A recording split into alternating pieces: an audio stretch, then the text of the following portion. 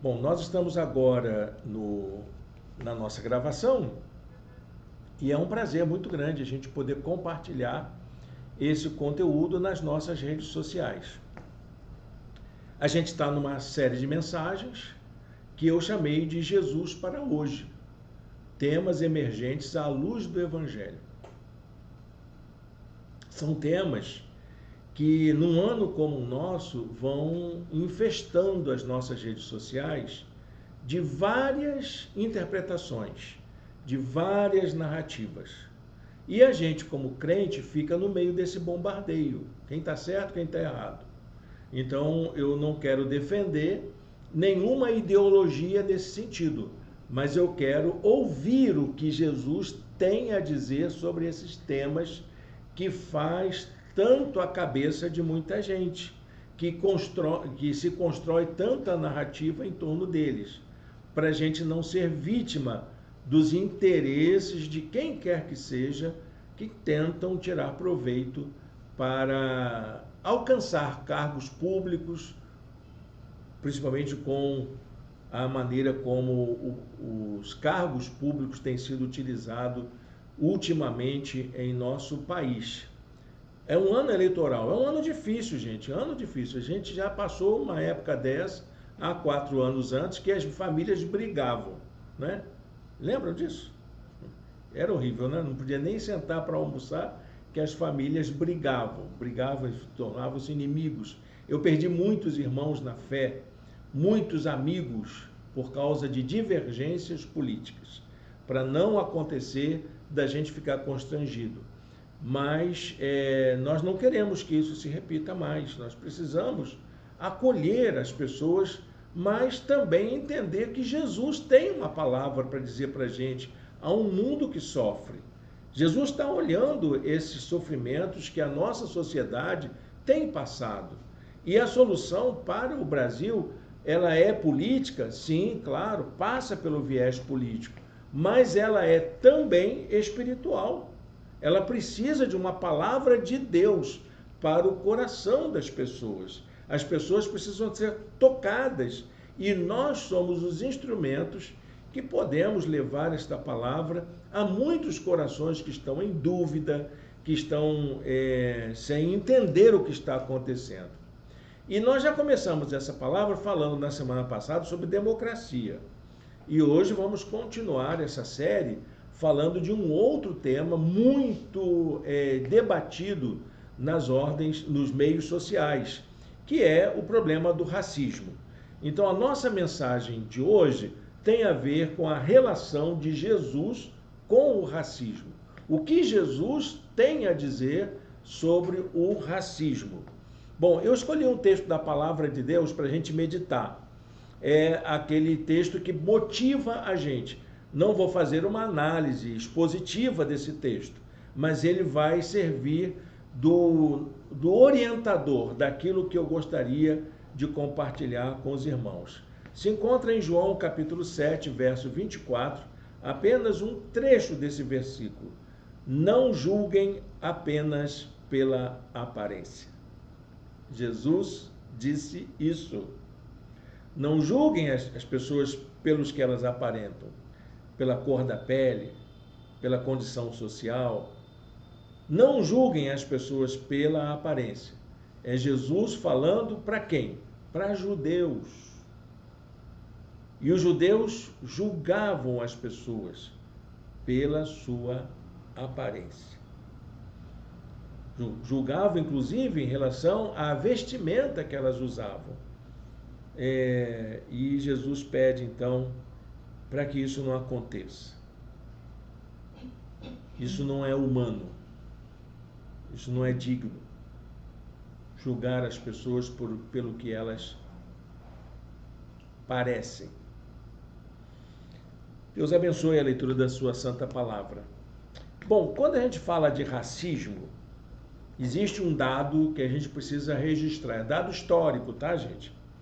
Todos os países que passaram por uma experiência de colonização ou de algum regime autoritário de governo vivenciaram o racismo.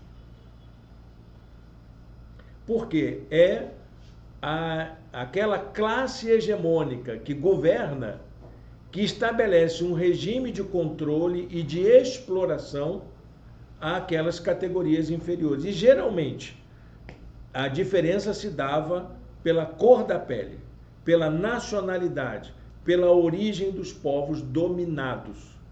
A gente sabe do que aconteceu no Brasil. O Brasil viveu mais de 350 anos de escravidão. Quem promoveu a escravidão foram os colonizadores, que eram europeus, brancos, caucasianos. Então, eles, durante 350 anos, trouxeram mais de 4 milhões de pessoas da África para trabalharem nas lavouras brasileiras. Foi o maior êxodo já visto na história da humanidade.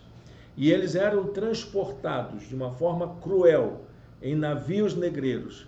Esses negros que viveram aqui, africanos, né, que viveram aqui durante esse tempo, construíram suas famílias, estabeleceram suas culturas, mas quando finalmente veio a libertação da escravidão, eles não tiveram o direito de reconstruírem as suas vidas.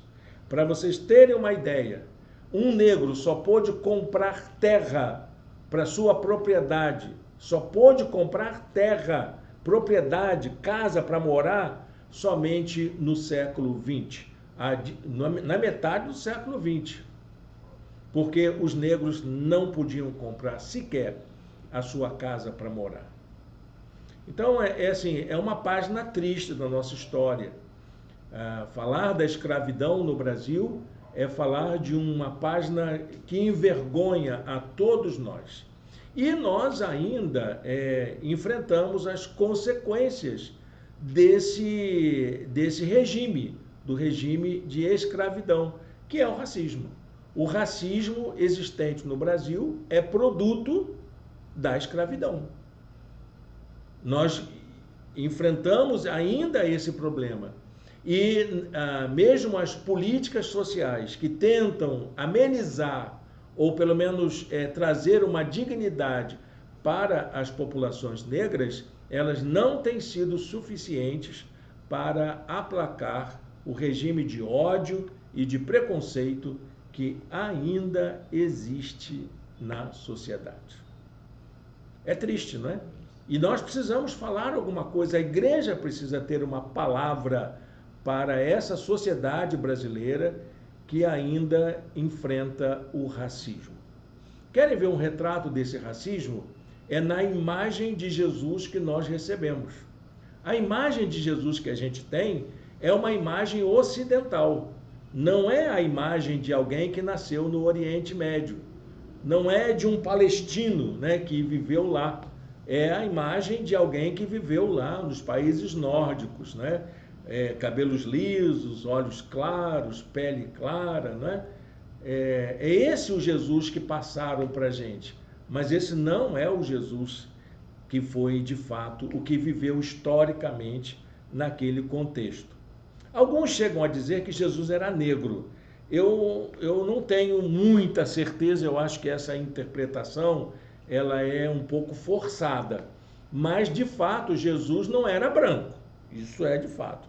Tanto que eu coloco aqui uma reflexão para a gente começar a falar sobre isso.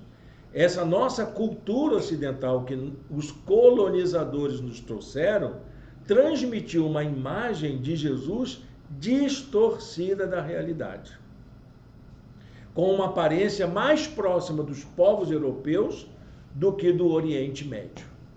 Com certeza, Jesus tinha uma pele morena. Com certeza, ele tinha cabelo crespo.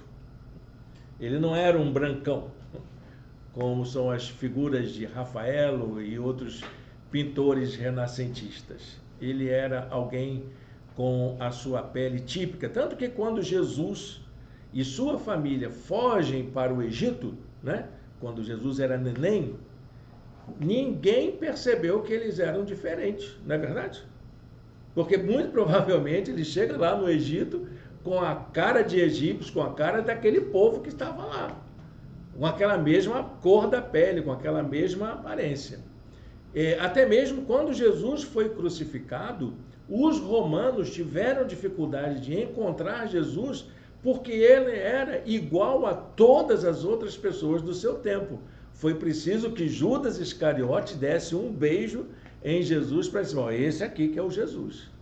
Porque ele era da mesma aparência, da mesma forma que os demais. Então, o que nós temos aqui, gente, é uma dificuldade grande de lidar com essa questão quando se trata de Jesus lidando com as diferenças étnicas dentro da sociedade. Há dois aspectos que são importantes. O primeiro deles é o fato de que essa imagem de Jesus que tem atravessa a nossa crença. Nós mesmo temos muita dificuldade de imaginar, nós não imaginamos, você consegue imaginar um Jesus negro, um Jesus mais, como é que eu vou dizer assim, mais árabe, cara o pessoal fala que é terrorista, né? Jesus está mais para a cara de um jogador do Marrocos, né? E do Irã do que qualquer outra seleção da Copa do Mundo. Ele era uma pessoa comum da etnia dos povos que vivem na Palestina, na região da Judéia, na região da Galileia, onde ele nasceu, onde ele viveu, ele era comum às pessoas. Esse é o primeiro problema que surge, né? A palavra de Deus diz que Jesus era descendente da tribo de Judá. Era isso que era Jesus. Jesus tinha essa característica, né? Hebreus 7,14. Isso não é um trabalho assim, antropológico para dizer assim, mas ele está especulando. Tem alguma prova? Tem, está aqui na Bíblia. Jesus era da tribo de Judá. E Judá era uma das gentes que habitava aquela região com aquele jeito, com aquele DNA, com aquela característica, com aquela aparência de alguém que era da religião. Era do Oriente Médio, a antiga Palestina. E a gente vê que Jesus, por ser da região, o que ele faz com as pessoas da sua região? Eu anotei algumas coisas que Jesus realizou no combate a esse racismo existente que fazia parte da cultura onde ele nasceu. Em primeiro lugar, ele ensina que Jesus abençoa a todos indistintamente. Jesus não escolhe a cor da pele para abençoar alguém. Ele diz, ele faz raiar o seu sol sobre maus e bons e derrama chuva sobre justos e injustos. Não importa quem seja, o Senhor abençoa a todos. Ele também ensinou que Deus ama a todos indistintamente. Ele afirmou, porque Deus amou, aliás, não foi ele que afirmou, foi João que disse isso, né? Porque Deus tanto amou o mundo que deu o seu Filho unigênito para que todo aquele que nele crer não pereça, mas tenha a vida eterna. Jesus ama a todos, independente da sua etnia. Jesus também ensinou que Deus acolhe a todos, ele recebe a todos que abrem o seu coração para a sua graça. Todo aquele que o Pai me der, virá a mim, e eu jamais rejeitarei aquele que vier a mim. O Senhor não lança fora qualquer pessoa, ele não cria barreiras para qualquer pessoa que queira acolher a sua mensagem. E depois ele vai dizer o texto que nós lemos, né? Também não devemos julgar pela aparência, é um princípio do tratamento de Jesus. E mais ainda, ele vai dizer também que esse modo de tratar a igualdade étnica, humana, de todas as pessoas que vivem no mundo e que viviam naquela época, era um sinal daquilo que Deus está preparando para o futuro. É uma esperança escatológica de que ainda vamos viver num espaço onde brancos, negros, chineses, japoneses, todos possam viver numa perfeita comunhão. Jesus disse: quando, porém, eu for levantado da terra, atrairei todos a mim. Todos, independente de quem seja. Deus ama a todos, Deus cuida de todos, Deus fala ao coração de todos. Mas há um segundo aspecto, além dessa ênfase de Jesus no cuidado universal a toda a humanidade. Jesus pertenceu a uma sociedade racista. O judaísmo era racista, discriminador. Começa pelo fato de que ele separava as pessoas em judeus e gentios. Isso era do judaísmo. Eles diziam que todas as outras pessoas que não faziam parte da nacionalidade judaica eram gentios. Gentios é uma palavra que soava como ofensiva. Um judeu orava, um fariseu, judeu, ele orava dando graças a Deus por não ter nascido como um gentio. E ele ainda fazia mais. Dentre os gentios havia um pior ainda, que era o samaritano.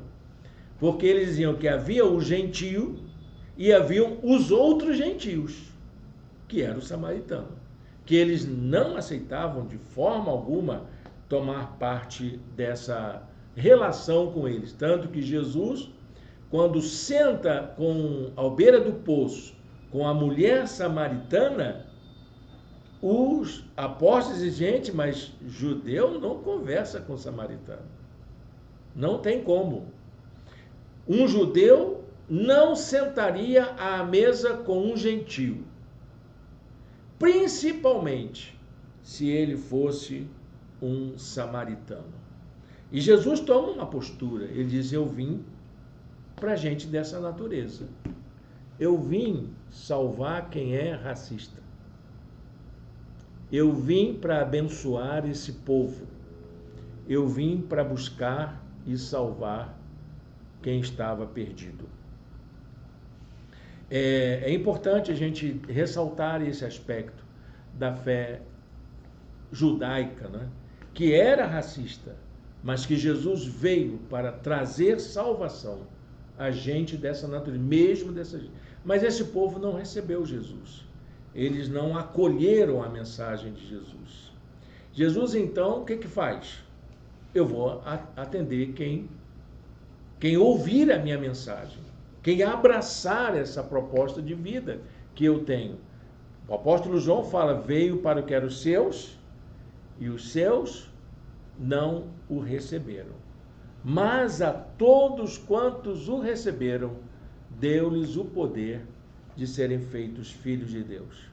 Jesus teve várias situações em que abençoou pessoas estrangeiras, acolheu pessoas estranhas, acolheu gentios e samaritanos em sua forma de agir. Eu anotei alguns aqui. Jesus curou o servo do centurião romano, Jesus curou a filha da mulher cananeia, Jesus encontrou-se com a mulher samaritana, ele curou os leprosos de Samaria, inclusive um samaritano. Ele também teve interesse pelos gregos, que queriam saber quem era Jesus, que queriam ver Jesus, mas como eram gregos, não podiam se aproximar de um judeu. Jesus foi atencioso com todas as pessoas, inclusive aquelas que não eram da sua nacionalidade. A grande questão que a gente tem hoje, gente, é como que a gente pode se tornar um cristão na contramão dessa mentalidade racista que muitas vezes impede a gente de ter uma vida de comunhão, uma comunidade onde todos e todas possam participar, independente da cor da sua pele. Como que a gente pode fazer isso? Bom, eu queria propor aqui 3 práticas para a gente pensar nisso e a gente colocar em prática na nossa vida diária tiradas dos ensinos das Escrituras. O Evangelho, o que é que nos diz sobre como a gente pode se tornar antirracista. Eu gosto muito da frase de uma pensadora chamada Angela Davis. Já ouviram falar dela? Ela é uma militante e ela tem uma luta muito grande contra o racismo no mundo, né? E ela diz o seguinte: olha, gente, se a gente vive numa sociedade racista, não basta você apenas não ser racista. Você tem que ser antirracista. Você tem que negar o racismo de qualquer maneira. Ah, mas eu não sou, eu tenho até amigos negros. Né? A gente não fala assim. Eu tenho até meus amigos, né? E isso não basta. Você tem que enfrentar o racismo. Tem que ser antirracista. Como é que a gente vira antirracista? É uma das expressões mais difíceis da gente. Vou ter que brigar com todo mundo agora? Não, você só tem que assumir as seguintes posições como que o Evangelho nos orienta. A primeira é defender a paz. A paz a qualquer preço. Não, desculpa, isso aqui está errado. Isso aqui eu pulei aqui. Ah, eu não fiz. Desculpa, está tudo errado. Tudo errado. Eita, tudo errado. Não fiz. Então, fica você de fora, sem problema nenhum. Mas eu vou apresentar 3 ideias que Jesus e o Evangelho apresentam para a gente como que a gente deve lidar com essas questões do racismo, sendo correspondentes a uma atitude antirracista. Primeira, considerar o racismo como um pecado grave. Racismo é pecado. Toda forma de racismo é uma ofensa contra Deus. Você está dizendo para Deus que Deus fez alguns certos e outros errados quando se é racista. O racismo, na verdade, é uma forma de opressão para oprimir o nosso irmão, a nossa irmã, para humilhar o outro. E como uma forma de opressão, ela, na verdade, nega o amor de Deus por toda a sua criação. Jesus um dia declarou: vocês todos são irmãos e irmãs. É isso que vocês são. Sejam negros, sejam brancos, sejam judeus, sejam samaritanos, sejam gentios, vocês são irmãos. E é disso que vocês têm que se cuidar. Mateus 23, 8. A segunda atitude é reconhecer o racismo como algo que precisa ser acabado, combatido. A gente precisa enfrentar o racismo como um dever da gente, como uma responsabilidade nossa. É interessante que existe até o Dia da Consciência Negra, mas mais do que um dia, a gente precisa entender que o racismo é um compromisso que a gente tem que ter como cristãos no mundo. Você vai encontrar na história da igreja muitos discursos de pessoas que conviveram tranquilamente com a escravidão e defendiam, inclusive, a prática da escravidão para que as pessoas trabalhassem para si. Pastores tinham escravos na sua lista de propriedade. Mas o discurso que chamou a atenção na época foi o fato de que o racismo precisava ser combatido. E vários desses teólogos que acusaram a igreja de compactuarem com um regime de poder que explorava a mão de obra do nosso irmão negro para favorecer a vida dessa sociedade dominada por brancos. O verdadeiro cristianismo exige ação direta para que as pessoas sejam libertas de toda forma de opressão, inclusive a opressão racista. É o apóstolo Pedro. O apóstolo Pedro foi encorajado por Deus a enfrentar o racismo da sua época. E quando que ele foi chamado por Deus para pregar na casa de uma pessoa, ele foi convidado e aí ele fica incomodado com aquilo, diz, eu não vou, é um gentio. Como é que eu vou sentar à mesa de um gentio, participar de um banquete com ele, compartilhar a palavra de Deus com ele? E aí, então, ele ouve a direção de Deus. Atos 10, 34, 35. Vocês lembram disso? Aquela figura do grande lençol, com aqueles animais de toda espécie. Aí vem a palavra de Deus para ele. Deus não trata as pessoas com parcialidade, mas de todas as nações aceita todo aquele que o temem e faz o que é justo. Então vai lá e faz a tua parte, que quem está abençoando sou eu. Então você não tem o direito de dizer quem pode e quem não pode fazer parte do reino de Deus, do corpo de Cristo, de ser discriminado, de ser tratado com preconceito. E a terceira atitude é entender que racismo, gente, racismo é o oposto do evangelho.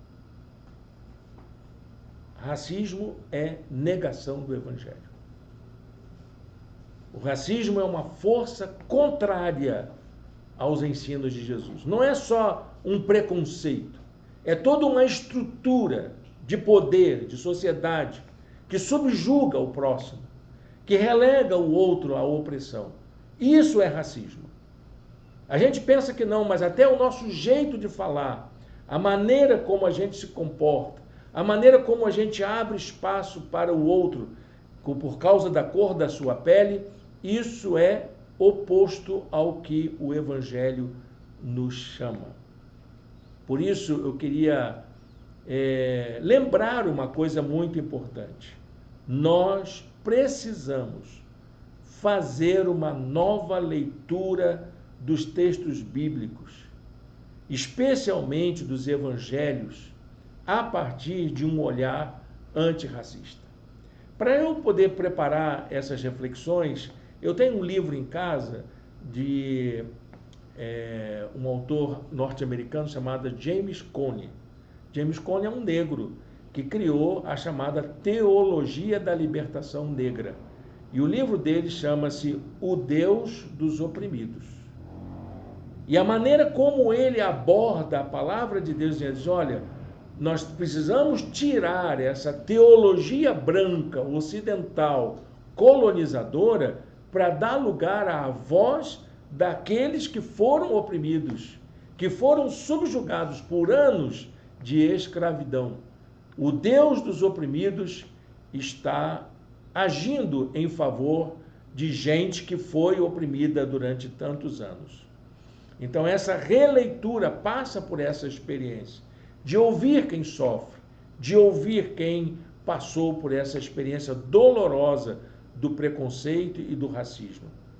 A mensagem do Evangelho, ela alcança as pessoas sem discriminação alguma, sem preconceito. E é o apóstolo Paulo que diz isso para nós, lá em Atos 17, 26, quando ele chega em Atenas, está lá no berço dos filósofos, na praça onde os filósofos iam trocar ideia. Ele diz, de um só homem. Por que a gente tem que ser antirracista? Porque a palavra de Deus nos diz que Deus, de um só homem, fez todos os povos. Nós não temos raças distintas, nós temos uma só humanidade. De um só homem, ele fez todos os povos para que povoassem a terra. Ah, mas por que tem negro? Por que tem branco? Por que tem chinês? Sei lá. Eu sei que Deus fez um, e desse um povoou toda a terra. É isso que a Bíblia ensina. Que Deus não fez distinção de pessoas ao criar. Ele criou a todos como seres humanos. E todos nós somos humanos de igual forma. Então, para a gente concluir essa palavra, eu preciso lembrar o seguinte para os irmãos. Os seguidores de Jesus, nos dias de hoje, precisam se tornar agentes de uma desconstrução dessa mentalidade que foi dominante durante muitos anos e que criou essa estrutura racista que está impregnada em nossa vida, em nossa sociedade. Estou lembrando que quando eu conheci Solange, aí eu fui falar com alguém, aí a Solange, esse é o meu namorado. Aí ele não queria olhar, a pessoa não queria olhar, não queria saber quem era. Aí a gente brincando, é preto. Aí ele virou para ver. Esse é outra estrutura racista. Brincando, claro, brincadeira. Mas a estrutura racista está aí. Nas nossas brincadeiras, nas nossas piadas, no nosso linguajar, na maneira como organizamos as nossas coisas. E nós precisamos ser agentes da desconstrução dessa sociedade racista que foi construída durante séculos entre nós. A fé cristã, sem justiça racial, ela se torna cúmplice dessa sociedade opressora. Se o racismo é um pecado, ele é um pecado estrutural, social. E como pecado, ele afeta todas as instâncias da sociedade, inclusive a igreja. A igreja é pecadora no que diz respeito ao racismo também. Se ela não trata desse assunto com seriedade, ouvindo a voz de Deus sobre isso. Há um princípio apostólico para isso. E esse princípio é antirracista. O apóstolo Paulo deixou esse princípio escrito em uma de suas cartas. Está lá em Gálatas, capítulo 3, verso 28. Ele diz que no reino de Deus, na igreja de Jesus, não há judeu nem grego, nem escravo nem livre, nem homem nem mulher, pois todos são um em Cristo Jesus. A estrutura da igreja, o princípio de organização da vida de fé e de comunhão é um princípio antirracista. E nós precisamos colocar isso em prática. Eu sei que é difícil a gente falar sobre isso nos nossos dias atuais, porque a linguagem que está tomando conta das nossas redes sociais interpelam a gente a desconfiar dos outros discursos. Mas se Jesus vivesse nos dias de hoje, ele diria exatamente o que ele falou e que está nos evangelhos. Nós é que precisamos ter a coragem de reler os evangelhos com esse olhar que Jesus tinha na sua época. Amém? É difícil, né? Eu sei que é difícil, gente. A gente precisa romper com algumas das nossas tradições, né, dos nossos preconceitos, e dizer assim, Senhor, fala ao meu coração, para que eu possa ser canal de bênção para quem viveu tantos anos oprimidos por uma sociedade injusta, que cometeu tantos crimes raciais nesse país. Chegou a hora de acabar, né? E nós encontramos isso em toda hora, tem alguém, né? Copa do Mundo foi isso. Seleções inteiras sendo rejeitadas porque tinha negros na sua Constituição. Madames ofendendo trabalhadores do comércio, trabalhadores da sua própria casa, tratando-os com preconceito. Então a gente precisa mudar essa história. Nós podemos ser agentes transformadores dessa realidade. Vamos orar. Pedir a Deus coragem para sermos esses agentes. Muitos pastores têm dificuldade de falar sobre pregar uma mensagem antirracista, por exemplo.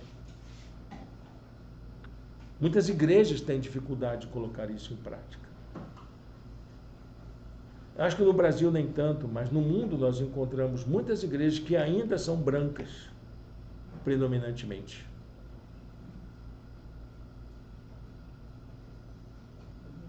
Precisamos superar isso. Vamos orar. Senhor Deus e Pai, muito obrigado, Deus, por essa palavra ao nosso coração e que ela fique, ó Deus, produzindo dentro de nós frutos, ó Deus, de um testemunho vivo do Teu amor por toda a criatura. Que o Senhor nos use como canal de bênçãos para a transformação dessa nossa sociedade que carrega essa herança tão nociva, a herança do racismo em nossas relações e em nossa estrutura social. Nós queremos, ó Deus, que o Senhor derrame Teu Espírito sobre nós e faça-nos, Deus, canal de bênção onde nós estivermos. Em nome de Jesus. Amém. Amém, meus irmãos? Bom, chegamos ao final da nossa mensagem, né? Quero agradecer a todos que nos assistiram aqui. Domingo que vem a gente continua. Eu acho que tem um tema tão difícil quanto esse, que vai ser sobre a diversidade de gênero. Mas eu quero ter a tranquilidade de falar aquilo que Jesus falou. Como que Jesus lidou com isso? Para que a gente possa permitir que o Espírito de Deus nos use como canal de paz, de bênçãos para as pessoas onde nós vivemos. Bom, nós estamos chegando ao final, quero agradecer a todos. Eu vou encerrar a gravação aqui. Até o próximo domingo, a quem está no YouTube nos assistindo.